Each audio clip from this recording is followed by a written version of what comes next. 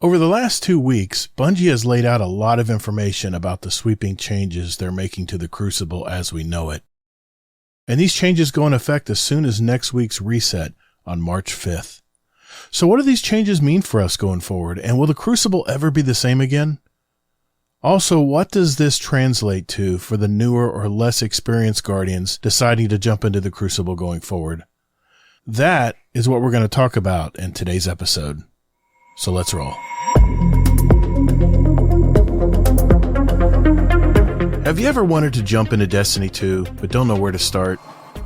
Or maybe you're a current Destiny 2 Guardian but are hesitant to jump into a dungeon, raid, or play Gambit, Strikes, or Crucible. And for you established Guardians out there, maybe you ask yourself, I want to try something new in the game, but I'm hesitant due to the sharp learning curve or just need a roadmap. This is the Destiny Help Desk Podcast, where myself and good friends of mine dive deep into the various topics of the game Destiny 2 and give you some great advice in whatever aspect of the game you want to improve. I'm your host, ToddtheGatr, with a combined 9,000 hours of game time in Destiny and Destiny 2. So yeah, you can say I'm a true fan of the game. And I invite you to also check out my YouTube channel, where there's a playlist of new and returning Guardian help videos available to guide you on your way. You can follow me on Twitter X at ToddtheGatr, and if you haven't already, join our Discord community at discord.gg/GuardianDownCast. That's my other podcast, where I hear the stories of our Destiny Guardians and share the latest news about the game. So without further ado, on with the show. All right, episode 25 of the Destiny Help Desk. Thank you, FluffyFingersMD, returning guest to the show today.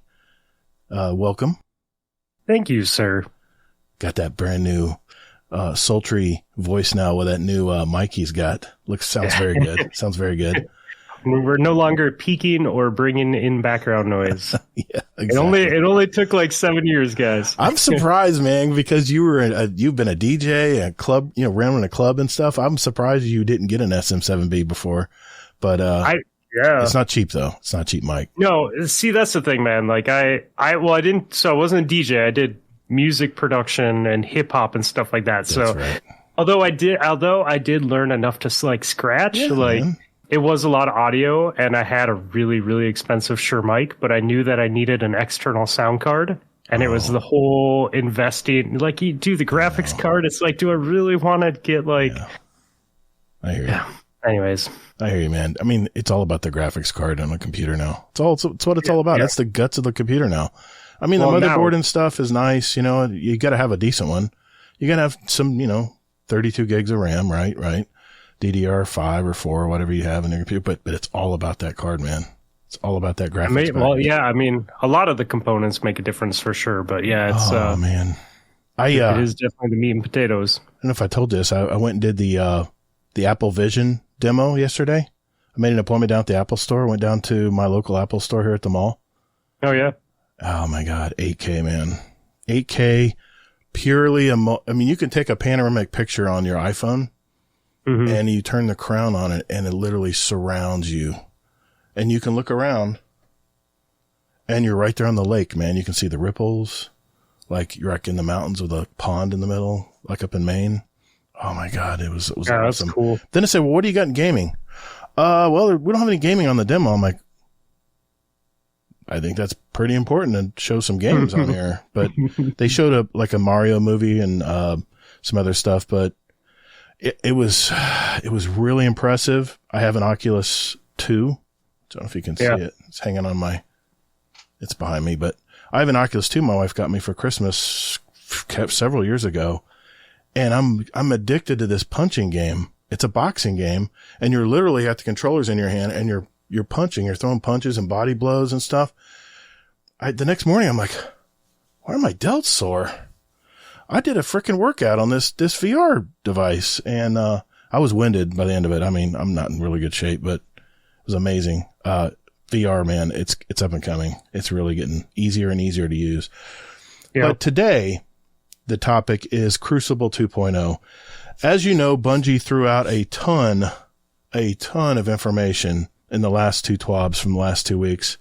And the reason I wanted to share this and talk with you today on the episode is I know we had a PvP episode in the past, but today is not so much about tips and tricks for PvP, getting into PvP. This is going to be kind of explaining how Bungie really does want newer players or returning players to get back into the Crucible. And they've made so many changes here that it's just for a player who's just getting back into the game or a new player who's just trying to learn the game. I figured we'd just go over this a little bit and kind of explain what it means to the newer Guardian out there, or maybe the person who doesn't play PvP a lot, right? Yeah, and I think too, like, it's important to call out that, like, what we're seeing in changes, I think Rob said it best, is like, you're looking at changes like there were in Forsaken. Yeah. You know, this is really changing the game of Destiny and the Crucible, and really, like, just, it's a whole new meta, like how you play the game, how you approach it, like, so many things are changing. And you know what? That's good, because it's okay to, like, learn how to play a game you love differently. Agreed. And like I said, what we're going to do tonight is we're going to just briefly, I mean, we only want to spend about an hour on this. We want to briefly go over the changes and have you weigh in, Fluffy, if you would, on what this really means and how to different, because we're going to explain how the Crucible really is going to change. And geez, a little over 2 weeks, I think, when this drops. I think it's March 8th or 11th or something. No, 5th, March 5th, man. Like, that's next week, man. Next week, yeah. Yep. So next week, this is all going to affect. Okay, let's talk. Let's talk.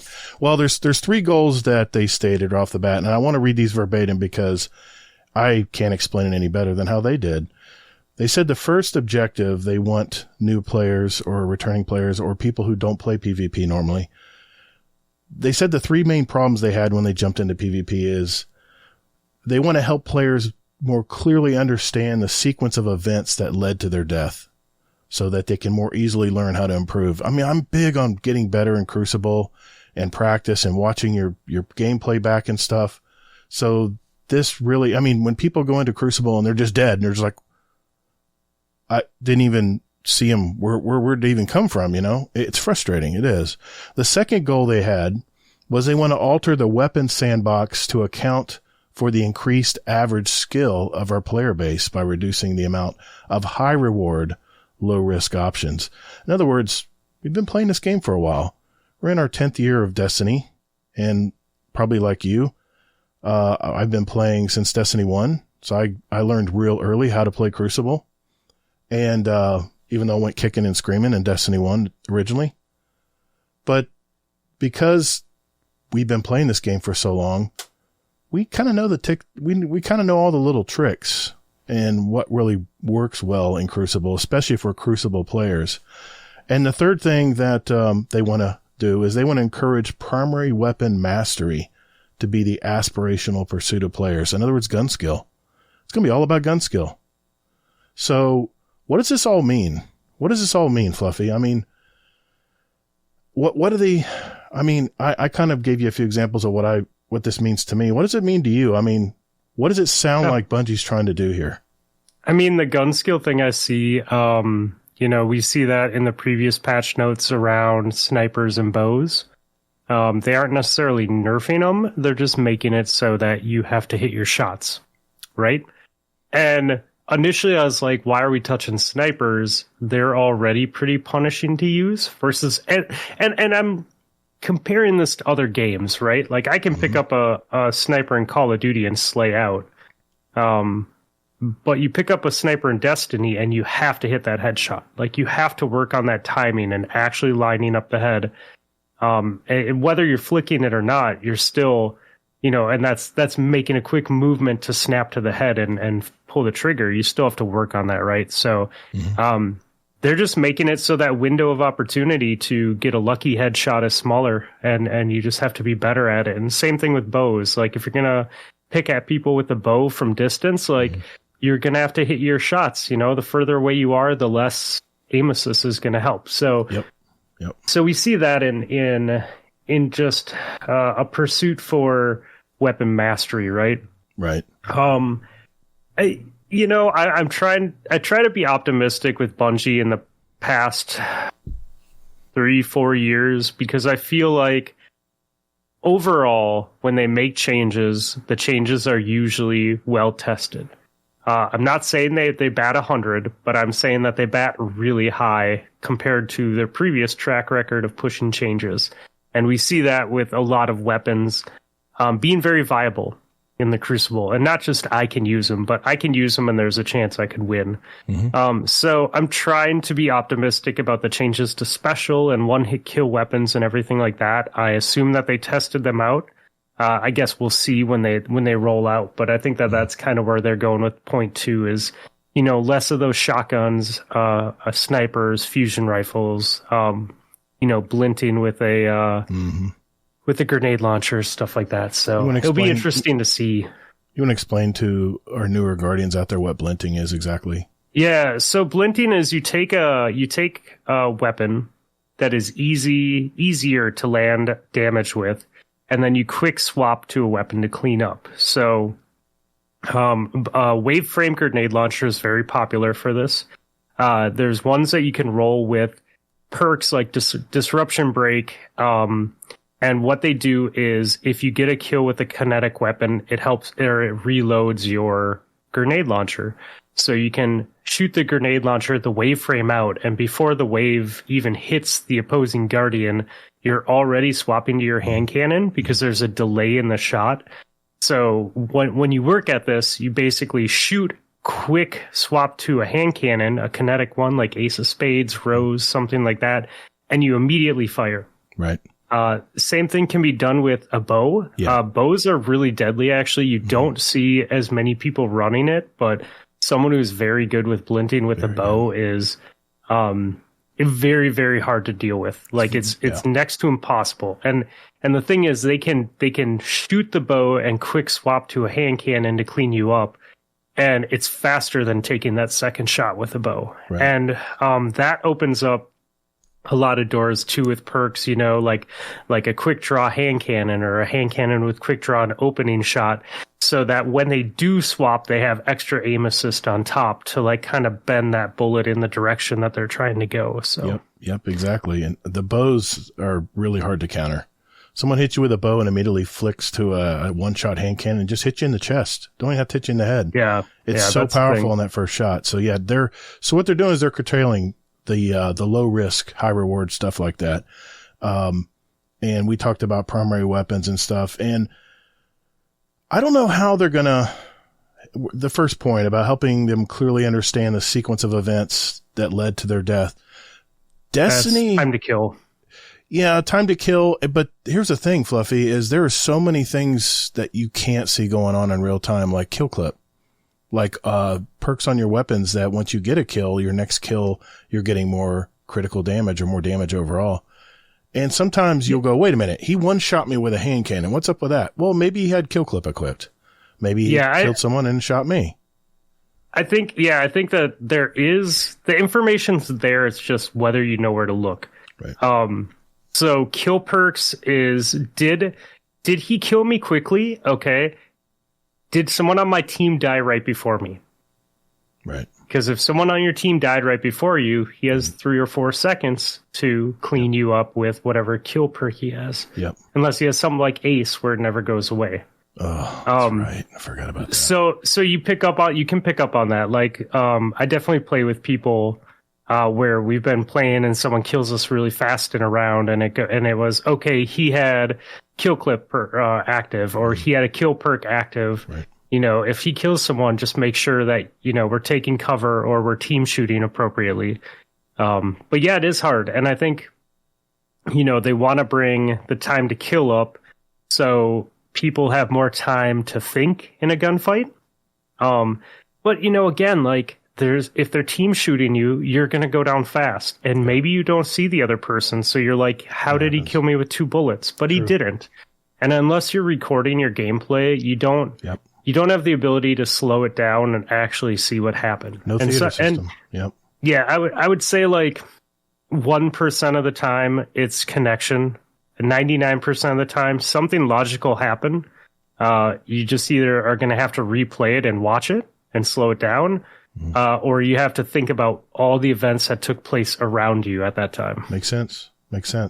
Well, here's what Bungie's doing, and buckle up because they've made so many changes in the Crucible. It's just really not going to be the same. That's why I kind of term this Crucible 2.0 because I don't know about you, Fluffy, I've never seen them make such big changes, sweeping changes in Crucible in a long time. I'm trying to think. Even the the Go Fast update. Yeah, or abilities 3.0. Like, it's definitely a major shakeup of the game, but right. Yeah. Well, here's what they're doing. First thing they're going to do, everybody's getting 30 more base hit points. So right now, I think you can max out at 200 hit points, or is it 201 or 100 100? No, without shields, just base. Like just base. I don't know, just base. I think it's like 70 or something, and then you can do 130 with shields. Okay. Don't quote me on that, but it is like 2 or 201. A tier 10 is a max, right? Something like that. So they're adding 30 base hit points, which means with a full shield and with maximum resilience, you could be at it's like 230, I believe, is the total of your, and that doesn't seem like a big jump, but I think we're going to feel that. I think we're definitely going to feel that. Especially if you add woven mail onto that. Oh, God. Woven mail. I forgot about that, too. Well, the next thing they did is the ability uptime. They've decreased by 15%. I'm trying to numerically think about how this 15%, is that going to be enough to really buff or really nerf ability recharge rates? I'm trying to think what 15%. Have you tried to figure out what this means? So this is where it'll be interesting on the show because you love Checkmate. Yes. And I love that Checkmate is there for people like you. Because okay. I got you. I like my space magic, and I like the abilities, and I like the combos that abilities bring to the table. People say ability spam, but man, it's a gameplay loop, and you just have to learn how to maximize your gameplay loop, and it can be fun, especially if you play different characters or play different subclasses or different, instead of just loading in with the same thing all the time, like, hey, today I want to freeze people, so we're going to go, Stasis Warlock, or whatever it might be. Sure. Yeah. So I get it. And we're so used to that loop as well now. So now they're curtailing the loop by 15%. We'll have to see how that plays out because it's hard to put that into, because everything has a different cooldown rate depending on the grenade you use, depending on how much, like, for instance, you want a healing rift faster. If you have 100 recovery, you're going to max out the possible time you can do that. So it's definitely a moving target. So we'll have to see how that turns out. But just know that abilities, this is grenades, supers, actually grenades, your healing rift or your barricade wall or your dodges on your hunter, and also your powered melees, whether it's a throwing knife with a hunter or a super fist is with a titan or your little with the warlock, smack you in the face.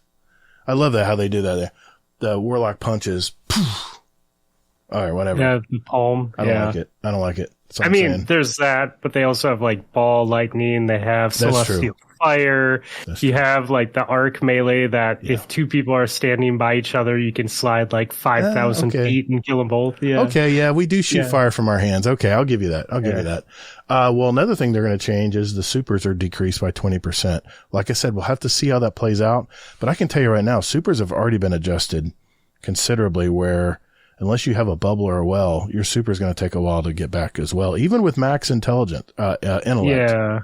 So we were talking about this on the show, and someone brought up a good point. Like, it's pretty rare that you get your super in trials, unless you're running like well or bubble. Like, you typically don't ever get your super in a game like trials, and even comp. Like, it might be the end of the match, right? It's very true. So with them adding a 20% timer onto that, now I guess that says uptime and not charge time. Right. Because we were thinking are you just never going to have supers anymore unless you're playing sixes? Right. But I guess if it is uptime, maybe they're just decreasing how long your super lasts, I don't know. It'll be interesting to see how it all plays out for sure. I didn't think of that. Yeah, okay. Yeah, we will have to see how that is. Well, because they've made all those changes I just mentioned, they of course have to balance it out. So the super damage is increased by 31%. In other words, when you use your super, you're going to have a much better chance of killing people with it. So, I mean, it takes so long to get it to begin with. So when you do get it, they want to make sure that it's viable, it's viable. It's going to kill, at least a better chance of killing. You still got to be accurate and skilled at using it. The base melee damage are increasing by 16%. That way they keep the 2-punch kill alive, especially if it's powered. Arc flex grenades are the only grenade they increased. They increased it by 16%. What's going to happen with grenades, Fluffy? I mean, the grenades already take a while as it is. I mean, yeah, okay, you got Devour, you've got perks that'll get you a grenade back quickly. But if they're not catching up with the increase in health, I mean, right now, if I throw a Warlock grenade out right now, I'll be lucky to get half their damage using it. Yeah, I think grenades are, and they have been for a while. Right. Like most grenades are either a prep tool or a finish tool. Okay. Depending on what type of grenade you have, it's pretty rare to get just a kill with a nade. Mm-hmm. I mean, you can definitely get lucky and whatnot, but a lot of times it's either you're throwing it because they're about to peek around that corner, right, and you want to take damage off of them while you're in your gunfight with them, right, or they tried to duck into cover and you have a grenade that might seek them out, like skip nades or an Axion bolt. Yep. Something like that, or threadlings, something that's going to chase after them while they're hurt. Right. Okay. But yeah, grenades, unfortunately, like we don't see one-hit kill grenades like we used to. They used to be something that you saw all the time. And I think people forget that. And just a little hint or guide as far as Crucible bounties. If you get a Crucible bounty that says get 3 grenade kills, immediately dismantle it and flip the bird to Bungie, because good luck getting 3 grenade kills. You know what I have to do to get a grenade kill in a Crucible? I have to look for people fighting in a mass amount and just throw it in there and go, good luck. It's ridiculous. So if you get the grenade kill bounty in Crucible, just dismantle it. Draw for another one. I mean, again, like you're going to have to, if you're trying to get the final kill with it, you're going to have to prep them with something else before you can get that kill. I use Axion bolts, Fluffy, just to flush people out of cover. Yeah. And sometimes they know it's not strong enough, and they know if they have full health, they can just sit there and take it. So it depends on the player. I mean, it depends on the class I'm playing, like what I use for grenades. Like if I'm playing Hunter, I don't even have a nade. I just use grapple. Right. When I was playing Titan the other weekend, when I did like 4 resets at Saint 14, I used storm nades. And not because storm nades were like gonna kill anyone, right, but it was just to zone off an area. It's disruptive. Yeah, exactly. Okay. Well, here's what they are doing as far as overall weapon changes. The first thing they're going to do is all primary weapons are going to have an increased critical hit damage, except bows. That's very important. So pulse rifles, sidearms, auto rifles, scout rifles, all going to get a 14% increased critical hit damage. Now, you could say, yes, this is going to make them equal to what they are now as far as time to kill, just to keep up with the higher health of players going forward next week. Jeez, I can't believe it's next week. But yeah, the key word there, Guardians, is critical hit damage. So if you're hitting people with body damage, good luck. You better just load them up with bullets, because it's all going to be about getting the crit, which, let's face it, in any shooter game out there, it's all about getting the crit. Even in Call of Duty, doesn't matter what it is, all about getting that critical hit. So, very, very important. Well, and it's weird because the changes being made are not 1-to-1 for player health. Right. So player health is going up 43%. So we were right. It was 70 as a base player health, and it's going up by 30 points. So it's 43%. That's a lot. But players can be anywhere in that range of, like, like we said, like 200 whatever is the max. I think it goes down to 170. So you're going to have that 30-40 point swing in players. And let's just assume that our player is, at like 10 resilience, so they're max health. Then they are only going up somewhere around 15%, right? Okay. Total. So some of this stuff is in line, and some of it is actually way less powerful than the amount of hit points that we're going to see. That's right. And I think the big thing here is we see a lot of words that say crit damage. Again, they're making people hit their shots, right? You have to hit your headshots. Yeah, you have to hit your headshots if you want to win. And what that's going to do is it's going to put a bigger gap between a skilled player and someone who is learning a weapon or practicing a weapon or trying to get better at their weapon, right? Like there's a much bigger gap now, because if I can hit my headshots and you are only going to hit one of 3 headshots, I'm going to win. Yep. And so it reminds me of my Battlefield days when you are shooting each other and the guns are not the most accurate. You really have to focus in on getting the bullet trail up to the head, because it really is going to make the difference. And it is the difference between your good and average players. The next thing they're doing, hand cannons are getting a 10% increase critical hit damage, but man, they are getting slammed in the body damage. 5% reduced body damage. So if you factor the overall health increase minus 5%, man, hand cannons really got nerfed. They really got nerfed. I mean, if you look at the overall, if you don't hit headshots with your hand cannon, I don't know if it's going to be viable. I mean, this is what I see when I look at that. Again, I think back to the example I just gave. If you're not accurate with your hand cannon, it's going to be more punishing against other weapons. The headshot increase is not going up as high as some other weapons, and it's not going up as high as we see the health points. So right off the jump, we see that hand cannons are getting a little bit of a nerf, but they're very strong. And if you can hit your shots with a hand cannon, you can outshoot a lot of people, because it's less shots that you have to get on target, right? Like, pulse rifles are really forgiving, but you miss shots with pulse rifles, right? And you can get away with it. With a hand cannon, it's much more obvious when you're not hitting your shots. You know what I mean? Like, so it'll be interesting to see how they play. I see a lot of speculation that say 120s are kind of going away because of this, and we're going to see a lot more 140 hand cannons. Okay. So, but again, Bungie play tested this, so it's all just making guesses until we can actually sit down, and no one's really gonna know until the end of March. This comes out March 5th. We need 2 or 3 weeks easy to really feel things out. We might revisit this. We might revisit this in a future episode. Well, not only that, but the one thing I cannot stand, Fluffy, with hand cannon users is the flinch. So they're reducing that. Bullet flinch is 12% less and 10% less with explosive rounds. And I remember my explosive, I don't use hand cannons much, but if I had one with explosive rounds, it was a head knocker, man. I mean, you could counter snipers so easily with that hand cannon. Yeah. So my God roll hand cannon just dropped last week, and it is a slide shot rose with explosive rounds. And it's for what you said. Like, I always try and slide everywhere I'm going.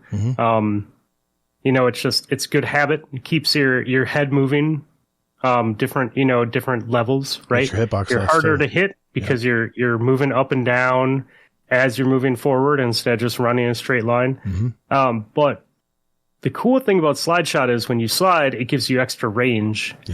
When range helps with your target acquisition. It gives you a couple other things too. I don't remember them all offhand.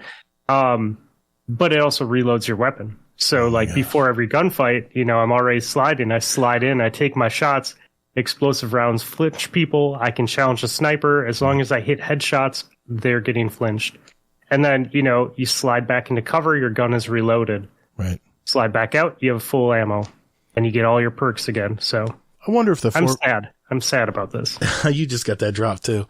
And and the 4% difference between, auto rifles, scout rifles, and sidearms, pulse rifles. And believe me, my ears perked up with sidearms because I love using sidearms. Yeah. You drew a gator with 2 sidearms in his hand.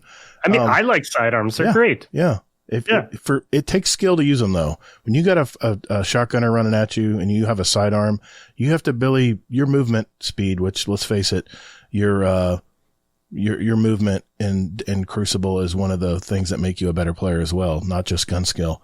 And I wonder the reason there's 10% increased critical hit damage and not 14 like the other weapons is the fact that hand cannons have a giant hitbox. They're very generous. They're very forgiving toward the head.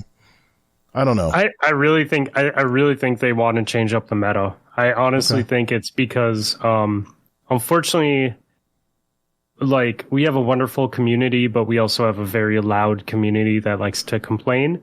And people complain about hand cannons. It's just, it's what the Destiny community does. I personally like them. I think they're one of the more rewarding weapons to use. And they're, that's just me. And I think there are a lot of fun ones out there. But I think what we're seeing is Bungie responding to the community, being salty a little bit about them. And that's fine. Maybe it changes things up for the better, And higher skill players, you do use hand cannons. It's definitely a weapon of choice. Yeah, I mean, you don't have to use a hand cannon to be high skill, right? Like there are definitely high skill players that will murder you with anything. Yeah. But yeah, it's like the higher up you go, the more frequent they are for sure. Definitely.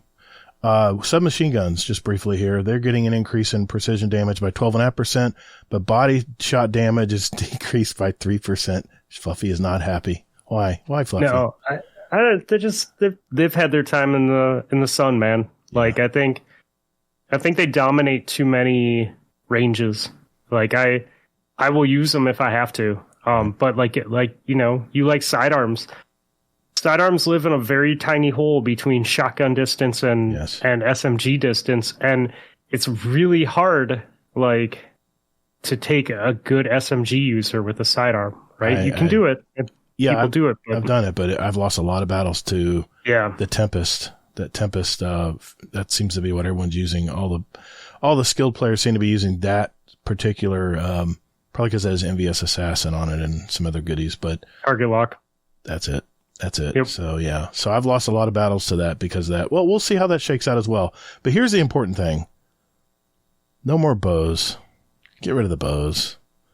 Your base damage is reduced 15%. And I'm wondering, are bows even going to be viable in the Crucible? Will people still be able to blint? I don't think they're going to be able to blint with them. Unless you're hitting a low resilience Guardian. I don't know. Yeah, I mean, I'd have to see what numbers are going to be, like what headshot numbers and everything are going to be. But right. Again, bows have been very dominant. Yeah, so changing it up. Yep, change it up is good. And Bungie's known to do that. So, well, here's how they're changing the game type. Because special ammo, I'll just tell you right now, special ammo is going to be very powerful, no matter what you're using. But here's the catch. At the beginning of a game, you'll get 2 kills worth of this special ammo, and then it's gone for the rest of the game. You don't get it back on death like you do now. So here's how it works. There's going to be a special ammo meter that immediately goes into effect. So every 100 points will grant you 2 more kills of special ammo. So if it's a shotgun, you're going to get 2 shots in a shotgun, which is equivalent to possibly 2 kills. So you're going to get 2 shotgun shells every time you get 100 points on your special ammo meter. And probably the next question is, well, all right, Gator, well, how do I raise my points the fastest? How am I going to get my ammo to, and it immediately appears in your inventory, already locked and loaded in your special weapon, which is very nice. But the base way to get those special ammo is you're going to get a point. You're going to get a certain amount of points for things you do in the game. And I really like this, Fluffy. 23 points for kills, 10 points for assist, 10 points for a death. Not suicide. I know, I was getting to that. I know it's a sore subject with me jumping off maps. Control zone caps, 14 points. Heavy ammo pulled, 8 points. But keep in mind, it's not shared anymore. So only one person is going to be able to pull that heavy ammo from now on. So 8 points for that. If we're talking about elimination or Dominion, which is basically your trials matches, 38 points for kills, 16 for assist, 16 for death, 10 for heavy ammo pull. And like I said, heavy ammo is not going to be shared going forward. unless it states it in a party game or some kind of game that there's a few games that are going to offer heavy crates everywhere. That'll be different. So 3v3, 26 points for a kill, 12 points for assist, 11 points for a death. Rumble, a flat 30 points for a kill. Countdown, you arm a charge, you get 20 points. Defuse a charge, you get 40 points. And if it ends up going off and you're the team that sets it off, 70 points. So couple notes here, couple caveats here. There's no progress if you get kills with that special ammo or the heavy that you pull. It's not going to go toward your not going to go towards your meter, filling it up. Jumping off the map subtracts your meter. Okay, so no more blinking off the map. Special ammo is not dropped on death. And once you earn it, you've earned it. It's yours until you use it, which is really nice. No more people sliding and picking up the special brick once they kill you. And earned special ammo, this is important, will carry over round to round, especially in round-based comp matches and stuff like that. What do you think, man? What do you think of all this? Is this a good thing? Or how do you think this is going to play out, Fluffy? Yeah, I think it's a good thing. Oh, well. Okay, let me rephrase that. I think that I am optimistic that Bungie play tested it. Right. I love my fusion rifles. Yes. My problem. Okay, so this is my problem, especially on an episode like this where we're talking to people who are maybe getting into Destiny, right? Right. How do you practice? How do you practice to be a better sniper? How do you practice to be a better shotgun user or a better fusion user if you never have ammo to practice with? I guess the shooting range behind the weapon crafting, because that'll autofill. You'll autofill after you deplete your ammo. It'll autofill. But in game, I agree. Teach you anything? That's yeah, true. like it. You know, you don't. So I guess my biggest concern with this, not my biggest, but one of the big problems I see with this is like you really handicap people from excelling. So the people that are already good with it, they already put their time in. They know how to use the weapons, right? Good point. They have a much smaller ceiling to hit to get, whatever the new weapon is that drops, right? But if there's a new hotness and you're new to the game, you don't get to put those reps in. You don't get to play those games and try 2 shots every time you spawn and fail and try and fail and try and fail and try and fail over and over and over again. And I think that that's important. I think that there's something to be said about having the opportunity to fail over and over and over again and have ammo to do so. So so that's not great, right? But okay, let's look at the positives, because there are positives out of this. I might not like what they're doing with my ammo, but I really like what is going on with keeping ammo. I can't tell you how many times I've been rezzed in like an elimination or a trials match, and I don't have any special ammo, and that's really hurtful, especially if it's like a high intensity moment. Yep. So it will be nice to like res, and if I'm running a fusion, know that I have ammo ready for me if I died with it, that is. Yeah, that's good point. So that's cool. I think it's cool that you keep it round to round, right? You build it up, that's great. You get to keep it. It does take some perks out of the game, like kill clip. You're not going to be reloading anymore. Oh my god, that's right. There's some reload. There's some reload like perks like outlaw and stuff like that kind of become obsolete. So like it messes with some existing builds. It'll be interesting to see how all that plays out. Okay. That's a good point. I didn't even think of that. I didn't even think about those perks. So yeah, they're breaking the mold. They're not this isn't a minor adjustment. This is a major shakeup. That's the thing, man. I'm hoping I'm hoping they play tested it really well, and the overall package is a bonus, is a plus, right? That's like no one's gonna love everything, but hopefully the general consensus is this is a fun new way to play PvP. And here's the thing too, and this brings me on my next point. Trace rifles, fusion rifles, shotgun damage, all increased by 20%.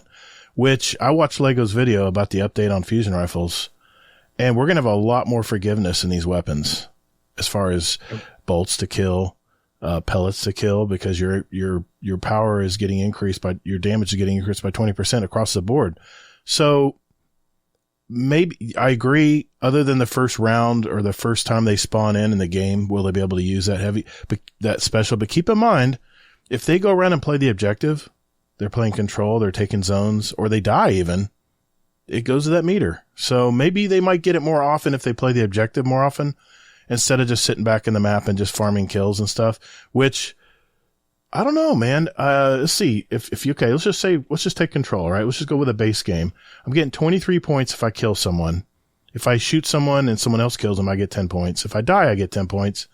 I get 14 points if I cap a control zone. So, I mean, I think we'll that see, I think sixes are definitely more likely that you'll see it. Mm-hmm.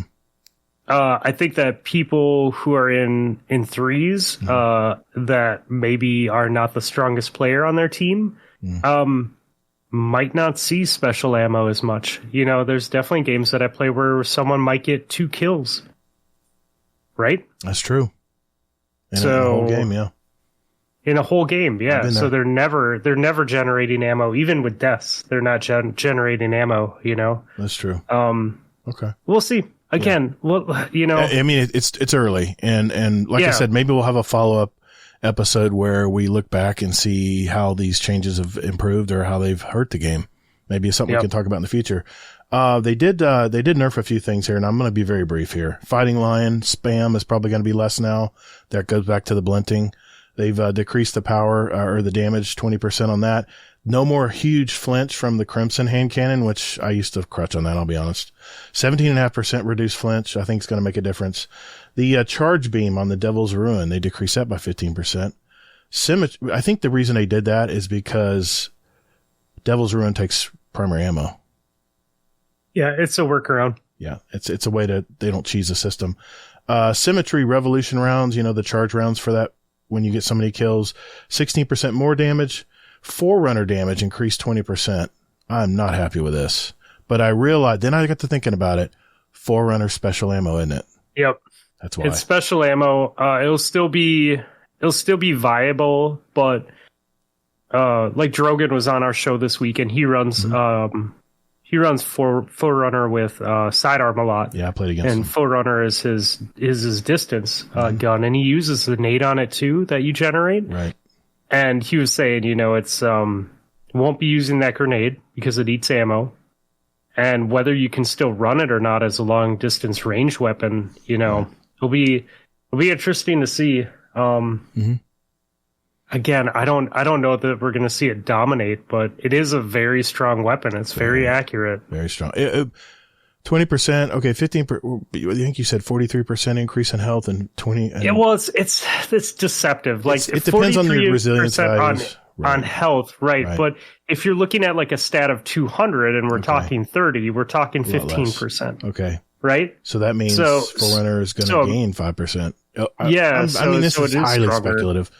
But we'll have to see how that plays out. I know no one respawns in real life likes to just go invisible for 30 seconds and walk up behind you and shoot you in the head with it. So I mean, the thing I really am liking about these changes, and maybe me and you disagree on this, is I hate cheesy kills. I hate kills because you can spam this ability and then easily pick it off with the weapon. I'd rather someone kill me with the weapon. I know how I died. My gunfight versus their gunfight, I sucked. I die. I lose. But when you start factoring in flaming balls of fire from my hand as a solar warlock and then just whipping out my weapon to finish them off, at least it'll be less frequent in Crucible. But like you said, you like your space magic. You've mentioned that before. I think this will at least allow newer players to take a breath and not just get overwhelmed with a bunch of ability stuff coming at them when they're just trying to learn how to use a pulse rifle, you know? Well, again, I think if there's a place in the Crucible for things like Checkmate where you have almost no abilities and it's all primary gunplay, I think that's great. I just don't want them to get too far away from what makes Destiny unique. Yeah. You know, I can go play any game out there and there's some form of primary ammo shooting, right? Right. But like Borderlands is special because Borderlands has unique weapons and they play a certain way. And I think Destiny is special because it has a unique aerial atmosphere to it. Right. And I think the guns play a certain way. And it's more than just pulse rifles and hand cannons and auto rifles. You know what I mean? So I've had plenty of people say, Gator, this isn't Call of Duty. This isn't Battlefield. Quit trying to make it that way.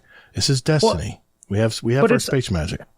It's okay for you to like what you like. It's okay for there to be things like Checkmate. Like I think if the community likes that, then I think Bungie would be silly not to have that there. Right. But they can have a node for it without making it the only way to play it. Right. Well, question I have before we get to the rewards that they're going to be offering in Crucible, the increased rewards, make people want to play it more. Bungie wants more people to play PvP. A lot of the veterans have left the game, are playing Helldivers and what else? There's a ton of shooters out there right now. They're trying to bring some fresh players in where they can maybe learn how to play better. But here's my question. Do you think these changes are going to help new players or hurt them? Because we're not compressing the skill gap anymore. We're actually widening it a little bit, especially at the high level of play. I think there's a couple different ways that you can look at this. Honestly, I think the more time you give someone in time to kill, the more that a higher level player succeeds. The more opportunity you give a high level player to react to you and to take you out, and the more opportunity you allow a less skilled player to miss shots. Right. I don't think that makes it easier for the new player. There's a reason why we have a Call of Duty group in one of the Discords, and I was giving them a hard time because in our tiny Call of Duty community amongst our friends, whenever anyone selects hardcore, they say hardcore is for people who can't aim. And so our Call of Duty friends were talking in this other Discord about how they love hardcore. And I'm like, hardcore is for people that can't aim, because it really it's more about who sees who first. It's time to kill. Right? Yeah. And if you go into regular core mode, it's more about who can aim. It's still a really fast TTK. Yeah. But there's that opportunity where aiming comes into play, right? Gotcha. And so the more we see Destiny push out this kill timer, the more opportunity there is for someone who can hit their shots to win more engagements. Right. Well, before we get to the rewards, they talked about the matchmaking changes, and the TLDR basically is they gave us a really great explanation of how they're trying to improve matchmaking. But in the end, they were like, well, we're working on it. And here's my take on this. I want to hear your take too. I don't think Bungie has the luxury right now. I don't think the player base is big enough for them to make aggressive matchmaking changes. I think there's such a narrow band of players now. Skill level's wide, but it's very shallow. It's a shallow pool of players to pull from. So I think right now the reason they might have stated that case is the fact that we don't have a ton of newer Guardians that we can mix in with other newer Guardians. They're going to have to play against some veteran players just because that's the player base right now. Yeah, I mean, God. So I was actually really, really impressed when I played Trials the other weekend. I alluded to this a little bit in the show, but I played enough matches to reset my rank 4 times in 4 days, or in 3 days. No, it was 4 days because I had Monday off. Nice. So from Friday afternoon to Monday. And I had very few matches where I was waiting more than a minute to match with people. So the Trials population was really big, right? Mm-hmm. Now I go into something like Comp. Even today, this morning, when I played Comp, I might have a minute or two in between matches easy while it's trying to find 6 people to play. and I'm playing solo, so I can be stuck in all sorts of weird combinations. Right. So I do agree with you that in some game modes, the population might not be that great. And the population of Destiny in general is down. We all know that. It happens all the time. Mid-season. This is a long season. And again, like you said, Helldivers is great. Warzone just came out with a bunch of stuff and ranked. Call of Duty Season 2 dropped. Right. Lots of great games out there, right? For people to play. So they're going to do what they do. I think the place where we agree, Gator, is that Fireteam matchmaking kills things like Iron Banner. And I personally think it kills things like Trials. I think that Destiny needs to be about friends. And I was really proud of Bungie because it seemed like they fully understand this concept. Like when they broke it down, I was reading and I'm like, they really understand my beef with Fireteam matchmaking. And they gave some really valid points on why X won't work and why Y won't work and what doing this does to the population and the negative effects of that. So I really appreciate that. But yeah, they really just kind of laid out, we understand the pain points. We are working on them. We have no solutions. Yep. And so I hope that them understanding the problem leads to them coming to a good solution. Yeah, it's everybody knows I've been a little bit on the grumpy side this season. I've been very salty and I don't know why. It's just, I think Iron Banner used to be so fun. I used to love grouping up with the GDC guys and playing a full 6. And we'd have games where we get stomped. There'd be games where we go up against some really good teams. And then there'd be games where we stomped. But all I can tell you is I've noticed that it is so much in the other direction now. Like I talked to Scarlett on last week's show. I said we had a 10-game mercy streak. 10 games where we got mercied every game. We're not terrible players. I mean, we have a mix of, there's some people in there that, Princess runs around with a glaive. Monkey's corrupted her. And, they're improving that. They're improving the glaive damage. The projectile damage is going up as well. So she'll be more viable there going into this change next week. But it just seems like every time I turned around, Fluffy, there were 4 guns pointing at me. And the other team was on the other side of the map. Yeah, I don't know, man. I just think I understand why they implemented it. I don't think that they said that they understand these points, but I don't think that they really understand how horrible it is to things like Iron Banner. Iron Banner should be a party mode. Mm-hmm. It should just be like the best connection you can get. And everyone understands that it is roll the dice on how your game is going to go. Right. But I really think that the more they focus on Fireteam matchmaking, I think people who feel it the most are everyone mid skill level and below.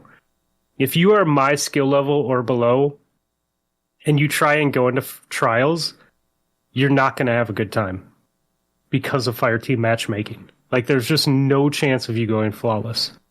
No, you not as a 3-stack. Do you go in with a team of 3 typically, or do you play solo? Yeah, if I go in with a team of 3, that I have to be the worst player on the team if we're thinking about doing anything. I got you. And that sucks. Like, it shouldn't be that way.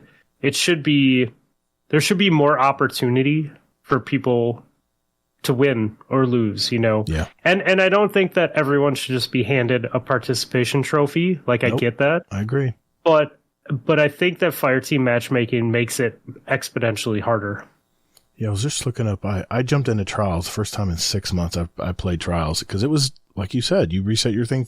How many hours did you have to play to get reset it 4 times? I'm just curious. Do you know off the top of your head? I have no idea. No? Dude. Do you play like a few hours a day? Or? The thing was, it was like a perfect storm. All of the weekend plans got canceled because I was sick, and because no one else was sick, I lived in my office as much as I could. Like, I tried to go on walks and do things to, like, promote not being sick anymore. But there was actual reason for me to be away from my family. So it was a lot. Pulling up the trials report for my last week of playing, because I played solo. I got my 7 wins pretty quickly. Not flawless. It's luck of the draw when you're playing Crucible, and you can have a team where they're just they're wiping out quick and you're running for your life half the game. And then there's teams where you sit back and it's like, it's beautiful, man. These people are killers. They're charging in. I'm behind them giving them support, making sure I get the kill in if they happen to die. But, gummit. Well, anyway, I was pleasantly surprised. I played solo, and I think I probably averaged about a 1.2 to 1.5 KD. I had about I probably averaged around a 2 KDA. And I had games where I had a 1 KD. I had other games where I had a 4 KD. It would just vary widely. But I'll tell you what, though, it brought me back to trials because I actually enjoyed playing solo trials. And granted, you don't know who you're going to get. There's no comms. So you have to be somewhat know what you're doing to play solo without comms, because you have to know that if a player's running in, both players are running in to finish off, they get that initial kill. You have to run in behind them. You have to stick with the team. And I tell you, that can teach a new player a lot. And, playing solo in trials, you will learn quickly. But the thing I love about trials, and I mentioned this last week with the Scarlet show, it's like doing a do-over. It's the best way to learn how to play a map at this game type. Like I played, Dead Cliffs. That was the week we both played. If I would do really badly on Dead Cliffs where we just got smoked, they came right at us, they did this and did this, I learned immediately what I did wrong and how to improve it. Well, guess what? They launched you right back in the game again with a fresh new set of players. It was fantastic as far as learning the map and learning the flow of the game very quickly. And win or lose, I think you still end up in a positive there because the rewards were increased, and I didn't reset mine yet. I only played 1 card. Once I got 7 wins, I played a few more on Monday before reset, and I was done. But it's the most I played in 6 months. Hey, thanks again for listening to the Destiny Help Desk podcast.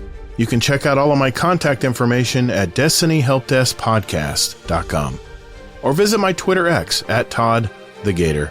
Remember, that's 2 Ds and GATR. And finally, my YouTube channel at ToddtheGatr. You can email me at toddthegatr@gmail.com for any questions or comments.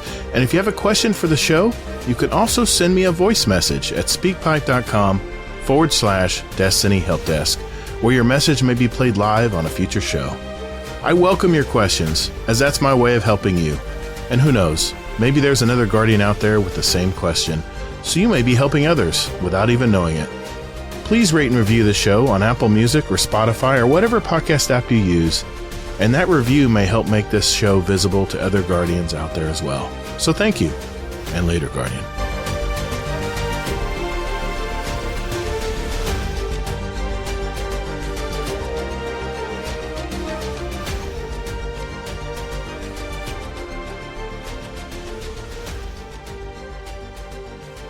Bungie's trying to make the rewards equal to PvE.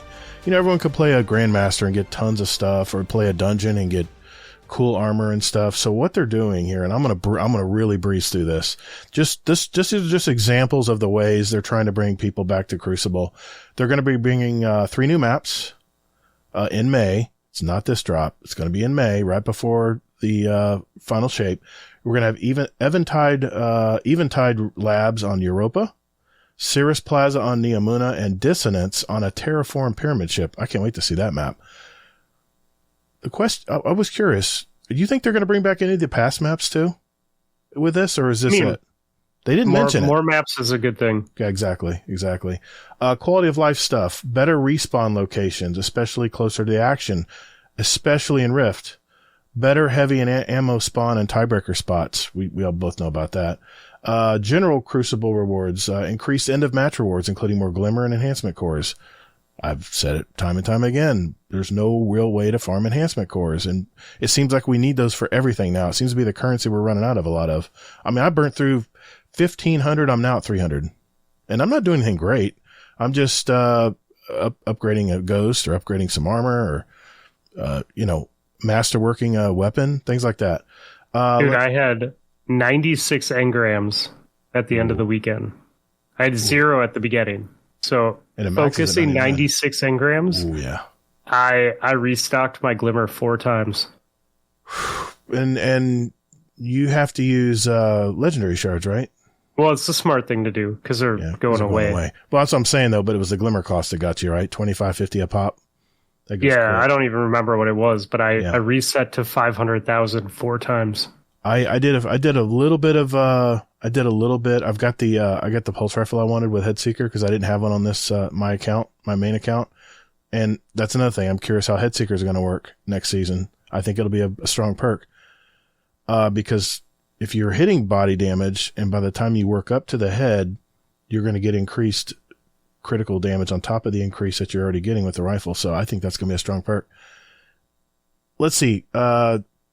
Here's the main thing for comp. They really want people to play comp. So right now, if you play 3 games of comp, you get the Belisarius pulse rifle. It's a high impact, 4 burst pulse rifle. I really like it. I've got a Headseeker roll on that. I'm really happy I've gotten one of those. If you play 3 more games, you get an Ascendant alloy, which those are pretty rare. They cost a lot to get, so that's worth it for me to play 3 more games.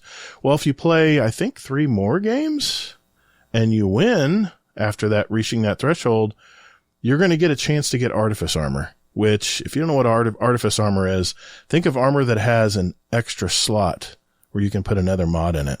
It's really nice. And it's usually pretty high stat armor too, to boot. Is that after the alloy? For sure. It's after the alloy. Yeah, I think they thought said it was just after the initial three matches. Oh, no. You have to go. They're wanting people to play longer. Okay. Yeah, I read that 3 or 4 times. You have to play longer than your alloy. It's after you get the alloy, there's another threshold you can, if you want to keep playing, where the Artifice armor will drop. And let's just say you have to play a dungeon on master difficulty right now to get one of those. And I've had people offer to run me through them. I've been lazy, man. I'm not exactly thrilled to do master events because the rewards typically aren't the greatest.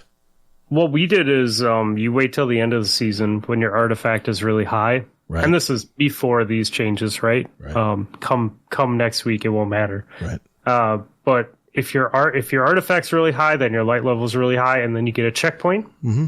And there's certain bosses that you can farm that are not horrible. Right. And so we did that. So I already loaded up nice. 2 of my 3 characters with Artifice armor. But here's the thing. Artifice armor gives you more opportunities for builds. Mm-hmm. It allows you to slot free perk. Mm-hmm. So it's in your best interest to play multiple characters this way and build up armor. So I think it's really smart. The nice thing about this, though, Fluffy, is you don't have to be light level to play extra comp. So it's an extra option for people to get the Artifice armor. And basically, it's a chance to drop on a win. And you have to be at least gold 3. So if you're in a silver right now, you need to work your way up to gold 3. It's the first level of gold. It's where I fell when I did my 7 trials matches. I fell right into gold 3. And you have to be at least that to be able to qualify for this extra perk. But remember, it's a chance to drop, and it has to be after you reach the challenge for the week, then you have to get it in. And I think they just place everyone in gold 3 unless you're Ascendant.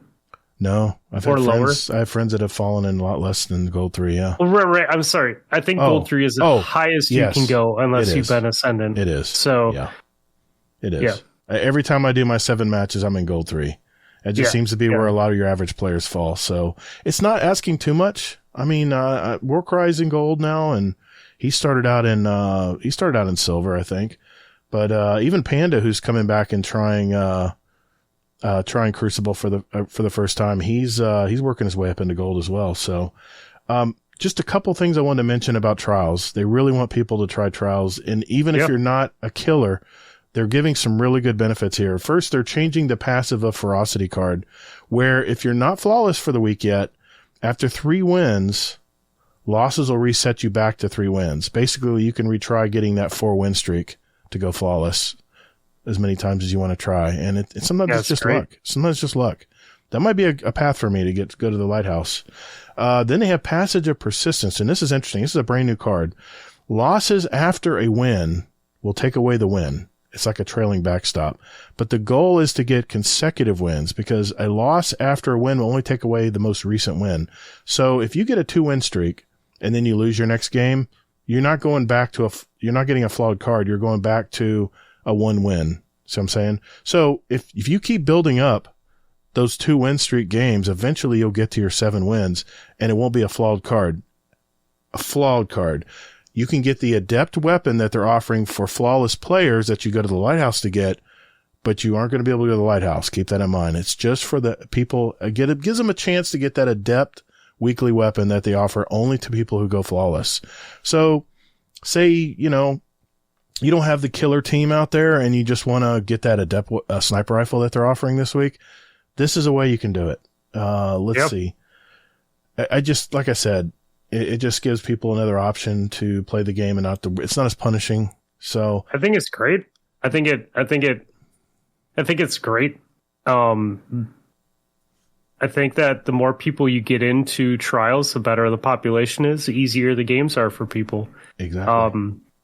I think that people getting rewards is a good thing. There's no reason that adept weapons need to be locked behind whether or not you're a 2.0 player or have 2.0 player friends. Right. I think that it's cool that people can get access to the weapon. You know what? They don't have access to, the ships, the sparrows. They don't have access to the endgame loot that comes out of the chest. They don't have access to the memento. There's a bunch of stuff that they don't get. And so for everyone that's concerned about that, you still get a bunch of stuff. Like, good for you. You get the things that are hard to get. Yep. The only person that cares is you. Mm-hmm. I think it's rad that other people can get awesome weapons. Like, if you love a weapon and you don't have a chance of going flawless, I love that you can put in the time and get a weapon. And you know what? You might get a shit roll. Like, I've focused 96 engrams. I kept 8 weapons. Wow. That's RNG for you. Wow, it's every 12th weapon you had to jump. Yeah. You got a good weapon after 12. I focused, for my hand cannon, I focused over 100 engrams just for one hand cannon and never got the roll I was chasing. RNG. So, like, you know what? You might get lucky, you might not. But you know what? You still have it. And I don't know about you guys, but I always keep my adept weapons in my vault, even if they're a crappy roll. Yep. I mean, unless I have multiples of them, because you know what? You might never get that weapon again. Yep. And it's kind of cool. It's like a little trophy, right? So you put in the time, you earned it. Good for you. Yep. And you can slot adept mods into these weapons, which gives you even more aim assist, even more stability, even more damage to big yellow bars and stuff. Yeah, the big ones is great. Big one. That's a great one. For PvE, yes. Yeah, it's great. And people are probably saying, well, I can't go to the lighthouse, so I'm never going to get adept mods. Well, here's the thing. You can get them playing Grandmasters. So there you go. There's a loop for you. Just a little tip.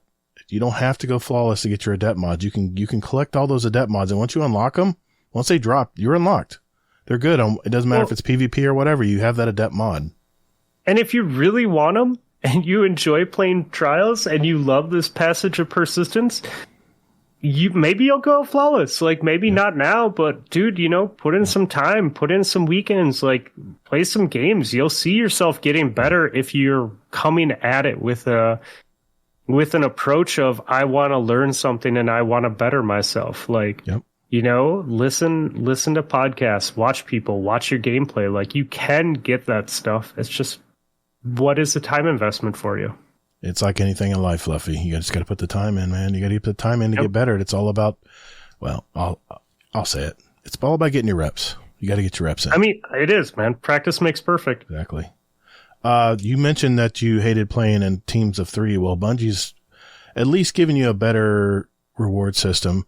I love playing in teams of 3. Oh, but I hate that it's scaled so.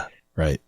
I can't be the best player in my team of 3, and we can have success, right? I'm right there with you, man. If I bring a team of 3 in, I have to be the one being carried, or at least the lieutenant. I can't be the captain. I can't be the one running the show.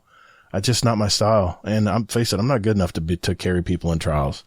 So they are giving you a 50% chance of a non-adept weekly trials weapon for completing a game. Also a 50% chance of a trials engram to drop. You know how important those are. You get additional trials rep, like it was a bonus week.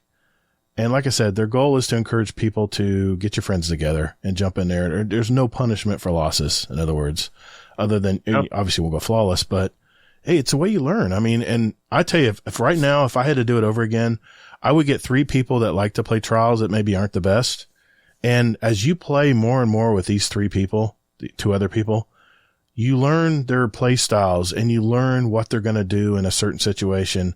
And it's almost like a sixth sense.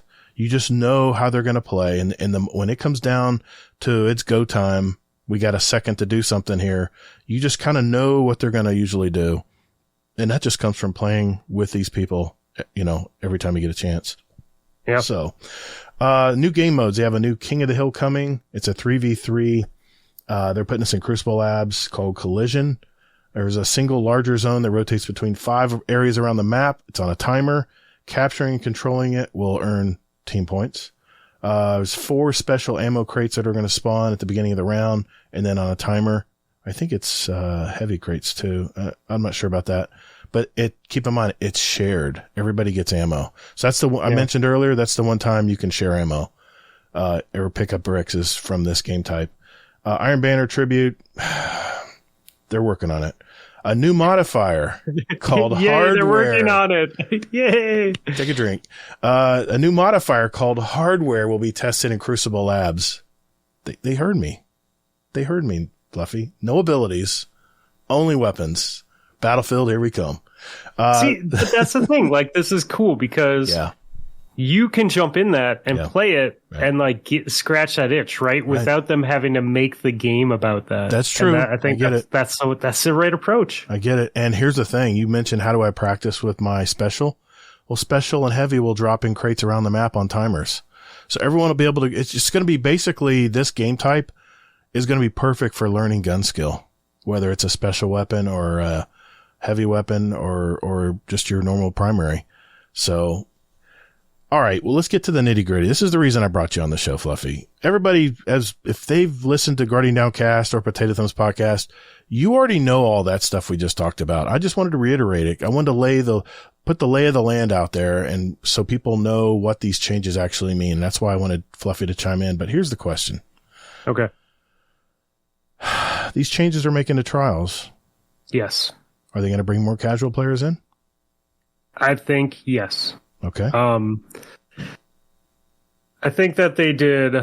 I think that they made incentives better for comp and trials, for threes in general. I think we can just say, which is great. So yeah. Perfect. Yeah, I think that threes is a very important game type. I think that sixes are fun, and there's something to be said about a party mode, and I think that it's a good time hanging out with friends and shooting people in sixes. But if you're trying to improve, or you're trying to like control the gameplay, control the map, control what's going on, and put odds in your favor, like threes is where you're going to learn. It's where you're going to grow, and it's where you're going to get better. And so I think that it was mostly good throughout the entire update that they've given us the past 2 weeks with the TWAB, right? I think that, again, I have my feelings about matchmaking, and I think that I think that can make just as significant, if not a more significant, improvement on people's experience in the Crucible. But since they can't do that, I think that there's a lot of good fixes and band-aids that they have come out with, and I'm optimistic to see what it does. Like, hopefully it brings people back. Like, some people might not be touching it until new maps come. Right. Some people have, I have personal friends that have already signed off and said, I'm not touching it until final shape. So it will be interesting to see what happens, but I know I'm going to be there. I'm going to be playing. So, yeah. Yeah. Here's the way I think of Here's the way I think of Iron Banner and six game modes, 6v6 game modes. It's a target-rich environment. You got enemies coming at you all the time. It's like Rumble. Sure. Every time you turn the corner, it's going to encourage a fight. You're going to see someone on radar. As soon as you spawn in, someone's within 40 or 50 paces. You're going to easily go to them and have a gunfight. And for sixes, it's chaos. And you told me a long time ago, and I knew this deep down, but I was too stubborn to admit it.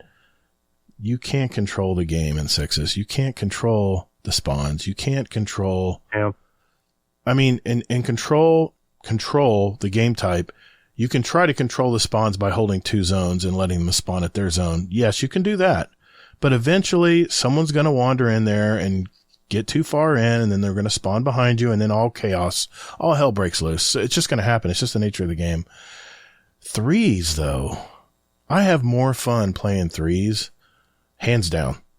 I even dare to say it's more fun than Iron Banner. Because one, you know where the people are on the map, you know where they're spawning. It's much slower pace. It's not so chaotic. And it really makes you use your reasoning and your objective skill set to determine the best outcome for you. Yeah. And if you're with your team, it's pretty even odds. Yep. Like the thing that you run into a lot in sixes is you're going to find yourself doing well and coming around a corner and there's 2 or 3 people there and one of you. Where in threes, the only time that there's 2 or 3 people there and one of you is either they've killed your 2 teammates, yes, or you've made a very bad decision beyond your skill level and you shouldn't be flanking, right? Yep. But otherwise, like if you stick with your team, if you watch where your team is going, like again, if you're learning, you might not get it right away, but if you're paying attention, you're going to start picking up on trends. You're going to start picking up on how to play and how to be successful. Very well put. Well put. The Artifice armor, do you think that's going to make people play comp longer? I mean, I think it's great. I play comp because I have time to play comp. Right. So if I play for a long period of time, it's because that's my game time for the night, right? Mm-hmm. Like, I think that's more a factor of there's never been good rewards than anything else. So I think that's great that they're bringing something of value, because honestly, like all that armor is right now in comp is a shard, because it's going to be a 50 stat roll. Mm-hmm. It's not going to be good. Nope. It's not going to be for people who don't know, like, you have your stats split up in 2 spots and the total is 68 for legendary armor. And you have 34 up top and 34 in the bottom 3 stats. Mm-hmm. And, once you get to endgame stuff, if your rolls are 66 and below, you might be throwing everything away. So you see a 50, you don't even look at it. So I think as long as they come with high stat armor, as long as we're consistently seeing things in the 60s, that's great. In this armor, you can actually use for grandmasters and builds and stuff. It seems to me that build crafting is going to be it's not that it's going to be not important, but it's going to be less important in Crucible now going forward, and way more important when making builds to do, say, a grandmaster or a raid or something high level in PvE. Would you agree with that?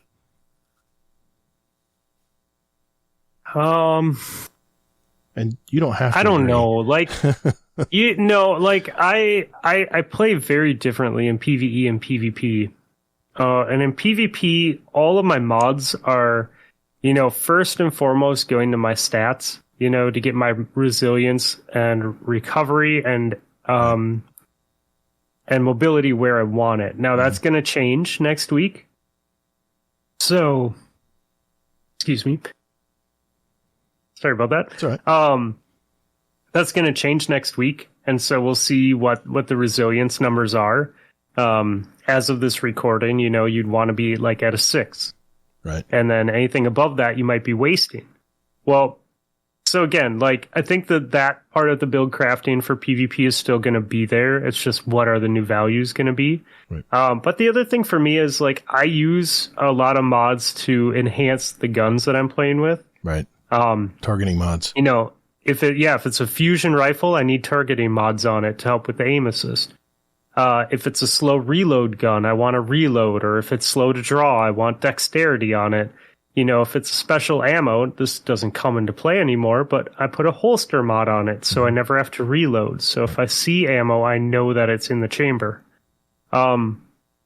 So I think that mods will still make a difference. It's still, if you slide over an orb, you want something that's going to regenerate health and shield for you, or, whatever it might be. So I still think we'll see that. It'll just be maybe an adjustment on what's the most important stats.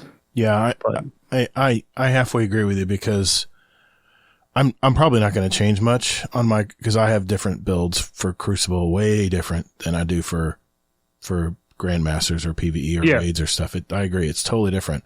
But I will probably still, obviously holster mods probably aren't going to work for special weapons anymore, but the mods that I currently use right now just aren't going to be as potent. They're not going to, the uptime is going to be slower overall. So I still probably need to have these in place to offset it at least a little bit, but it may change how I make builds in PvP. It'll be more on recharge stuff, maybe more so important than like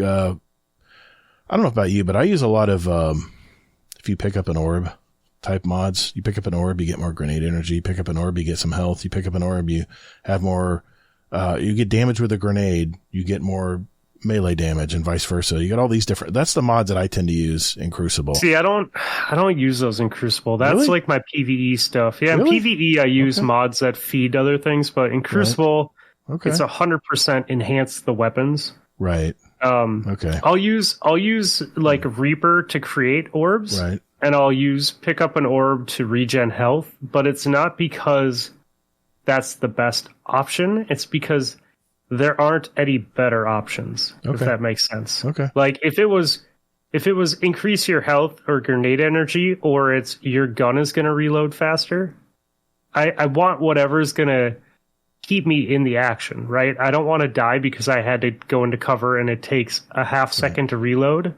I want that fast reload that I don't have to think about. I want that quick ADS.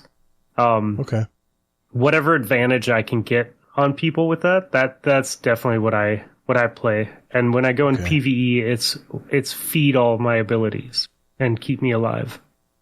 Okay. So you're looking at more gun performance. Okay, that makes sense. Yeah. See, like I could tell you right now, our difference on just gauntlets alone, you're going with reload mods.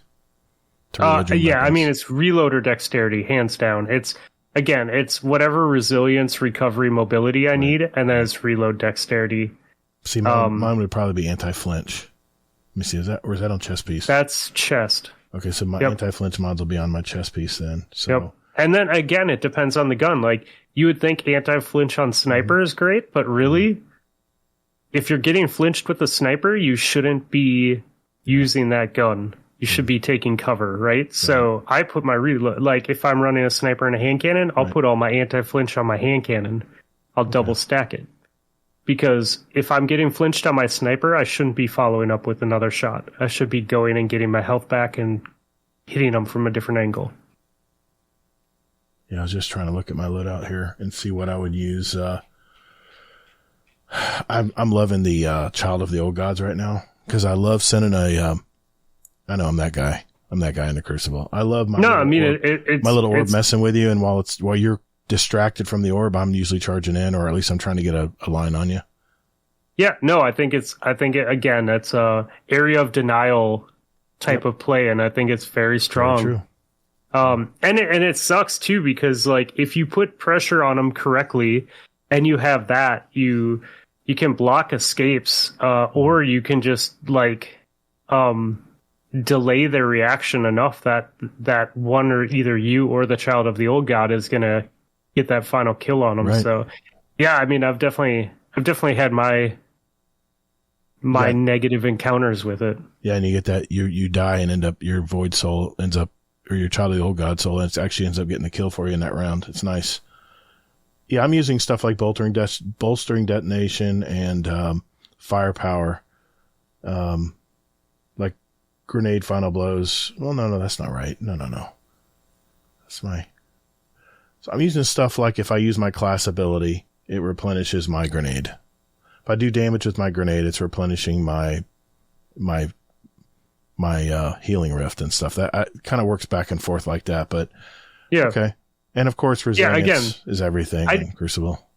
Yeah, I do that too, man. I just do that in PvE. In PvP, it's all about the guns for me. Okay. I might look at that differently next time. I might try that different setup. Another question I had is, just going to bring more players back. These Crucible 2.0 changes. I know it's a very broad question, but do you think this is going to be a success story for Bungie, or do you think this is too little too late? I think that they have a pretty established base. So, again, I don't know if it's going to bring people back. I hope it will. But I think there's a lot of competition out there. I think it's a long season. A lot of veteran players already have a lot of the things that they're handing out. Right. You know, so is there a value to that stuff that they're handing out? I don't know. Okay. Do you think this is something they were going to maybe change in Final Shape, but maybe they brought it up because Final Shape supposedly came out today, right? If it wasn't delayed, we'd be playing right now. I'm hoping that that this is more from the Crucible Strike Team, right, and things that they set into motion months ago when they took over. Again, I think that the changes are good. I think that the things that they're doing, at least to like adding rewards and adding cards to trials and that sort of stuff, is awesome. I'm all about it. I'm all about having valuable rewards. I'm all about all these things that they're talking about. That's great. Let's keep doing that, Bungie. But are you going to bring back players who are taking a break? I don't know. Are you going to encourage players who are already playing that maybe don't play Trials and Comp to play Trials and Comp more? Absolutely. I could see that for sure. I was talking to Scarlett last week, and he goes, I play my Thursday night crew. I'm playing 6s all the time. I'm like, well, why don't you play Comp? And he told me because I tried to play Trials one time, and someone messaged me and said I was a trash can. Oh, yeah. Yeah, people... Yeah. People are always going to be hurting, right? And hurt people, right? There you go. I think that's how it goes. That's how it goes. So like, you know, man, just understand that if someone's giving you shit via text or whatever because of a PvP game that you played, like, how sad is their life? Right. Just don't let it get to you. Like, be happy that you're in a better spot mentally than they are. Yep. Emotional intelligence. Yep. Yeah. One final question, and this is probably the most important question. Now that we know what's coming ahead next week, my God, I can't believe it's coming. It's going to be exciting. I'm really excited about this. You're talking to your average player out there that doesn't really play PvP, because let's face it, I know when I put videos for Crucible out, I don't get half the views that I do for stuff in PvE, like raids and stuff.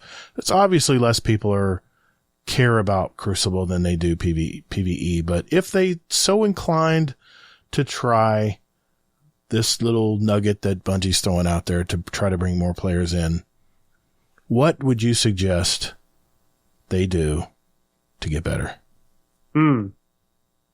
Knowing what we know now about what's coming. I think you need to go back and listen to the PvP episode. There's some good stuff there. Certainly. But you want to get better. Like, have a real honest conversation with yourself about your skill. And then don't get upset when you perform exactly at your skill level. Meaning, if you're not a good player and you go in to play PvP, do not expect to win. Do not expect to be at the top of the leaderboard. Do not expect to make all the plays. The people that get tilted easy, the people that are expecting like to just like slay out, like, you're just setting yourself up to get mad for no reason. And so I think, like, first and foremost, if you want to get better, you really need to be honest with yourself about where your skill level's at and what the realistic expectations are of the games that you're going to play. Okay. You've done that, great. Now you have a healthy mindset. Now, instead of focusing your energy on being pissed off about a video game that you paid for to play to have fun, you're actually doing that now instead of being mad. Now you can focus on getting good.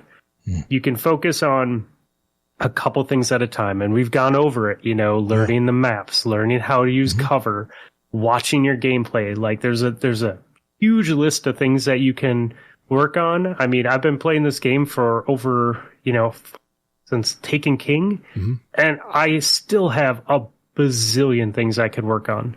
Right. But I'm better than I used to be.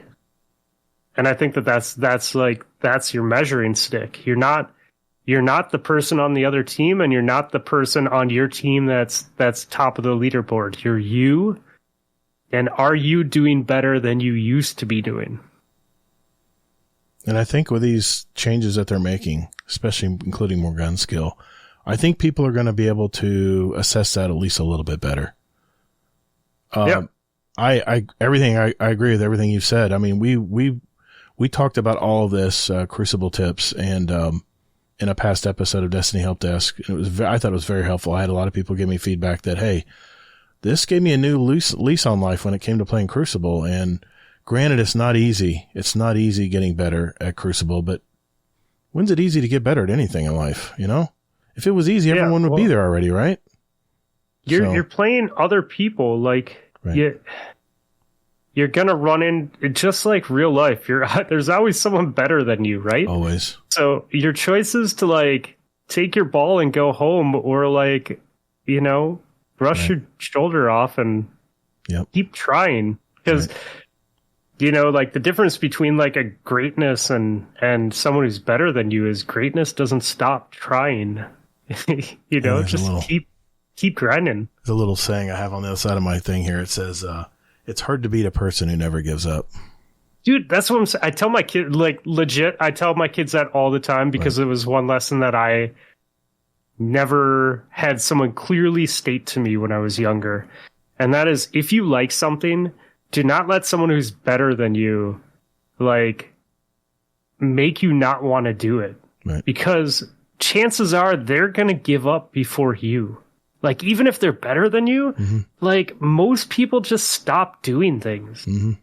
People like to be lazy, and there's always going to be someone who works harder than you or who might be better than you. But the one thing that you can do is just show up. And that goes for, it goes for everything, man. Yes, it does. And so, yeah. Very well put. Only thing I can share, something more practical as far as primary weapons is, there is a shooting range behind in the throne world, behind the weapon crafting table, where you can get unlimited ammo and you can shoot at different plates, crit kills and body shots, all aligned in that. And it was like a little room behind it. And we don't really have a shooting range, but how I usually get better at a certain weapon is I will go into a patrol zone, one of my favorite places. Everyone says they don't do patrols, but you know what's funny is I looked at a statistic of where most people spend their time in Destiny, and I'll tell you what, a lot of people spend time in patrols. If you look at it, it's almost one of the most places most visited in this game are the patrol zones. So everyone who knocks me about doing my patrols or whatever, farming Glimmer or whatever it is, a lot of people are doing it. So, but no. Go into a patrol zone and find a wall that's about, I don't know, it's hard to gauge meters in a game, but let's just say a mid-range engagement, and get whatever rifle you have, a sniper rifle, preferably like a pulse rifle, auto rifle, hand cannon. And if you're using controller, take any of your guiding sticks off and just pull the trigger and see where it goes. And if sometimes it's going to bounce to the left after you shoot it a few times, sometimes it's going to bounce to the right. And there's certain characteristics of the gun and stats of the gun that determine that.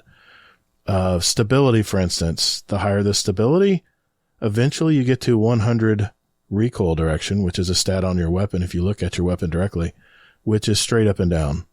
And you have numbers varying from that And what you're trying to reach is a number in that variation, the best you can get, closest to 5, the midpoint.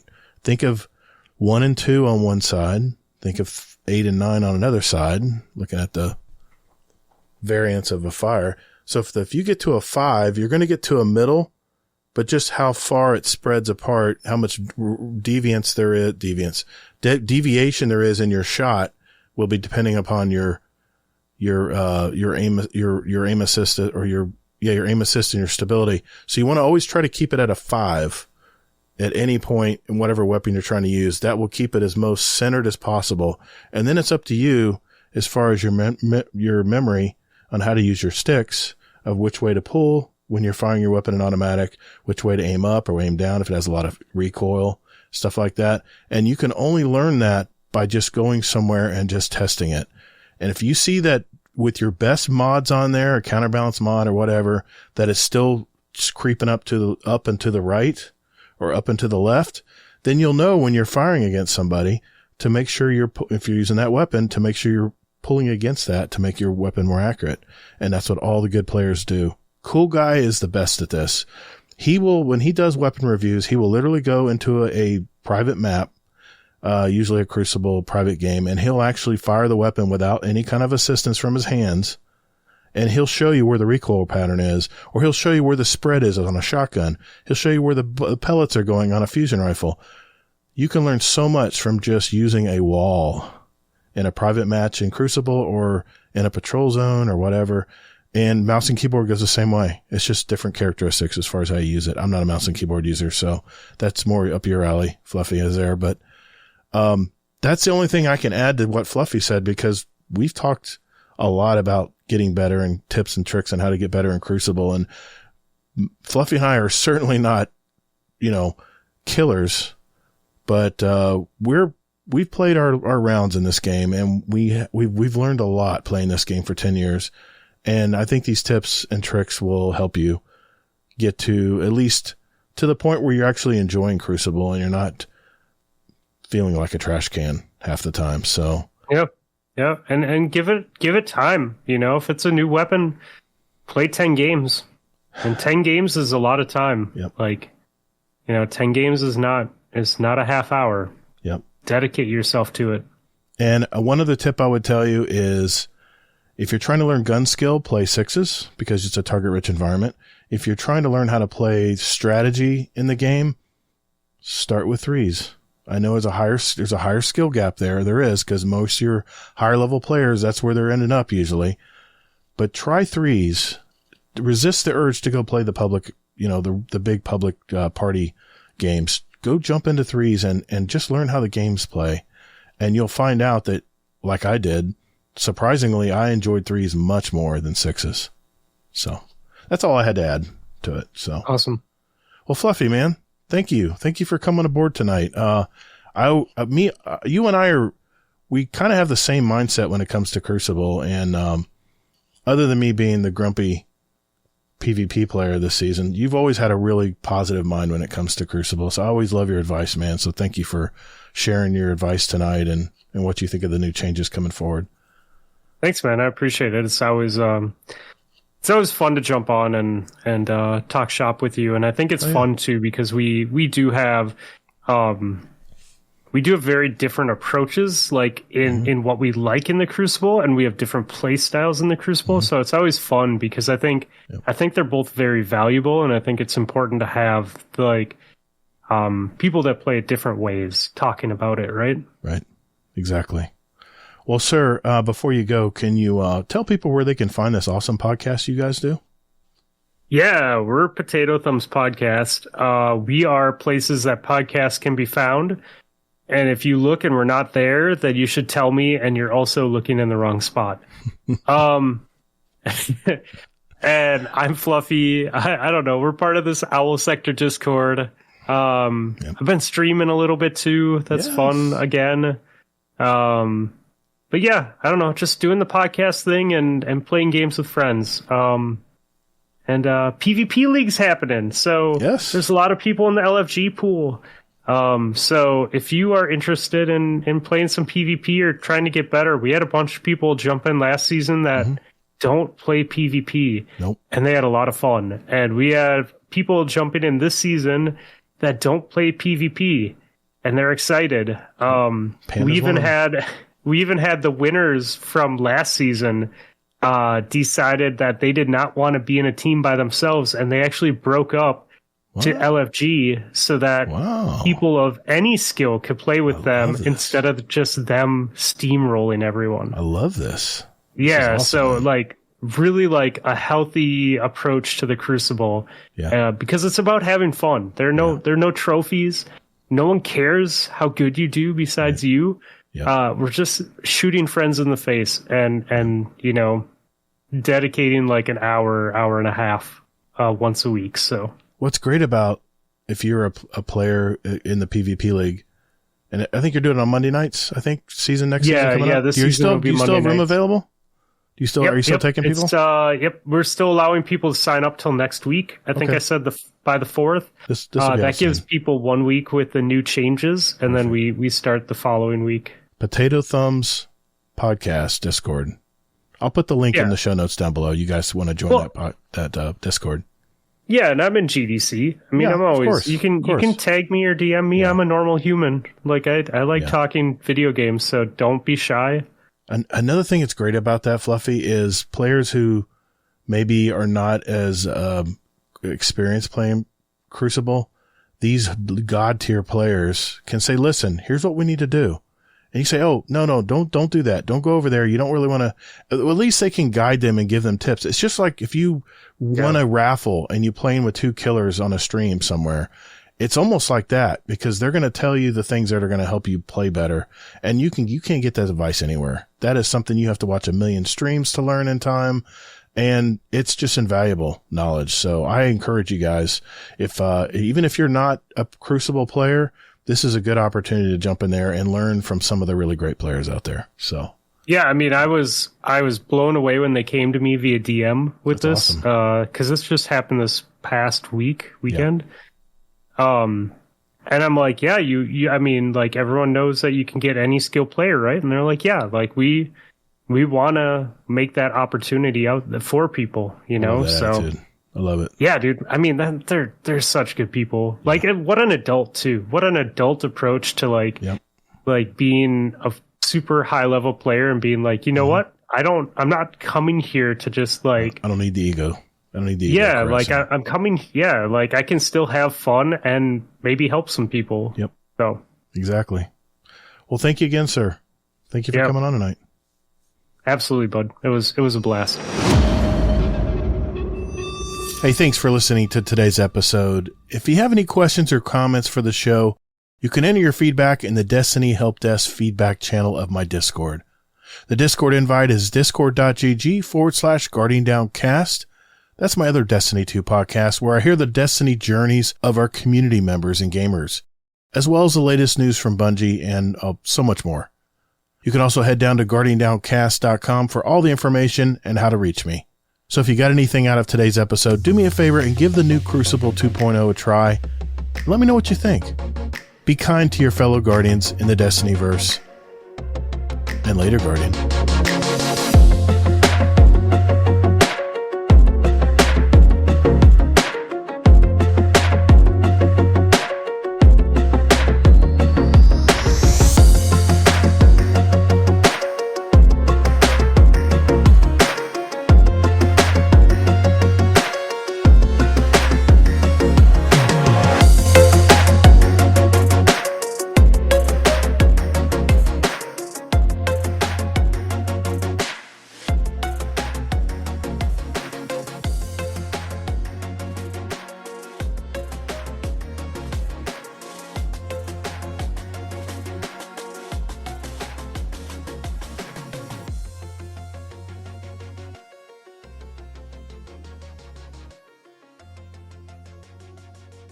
How was your PvP-ness? I can't believe you made me say that.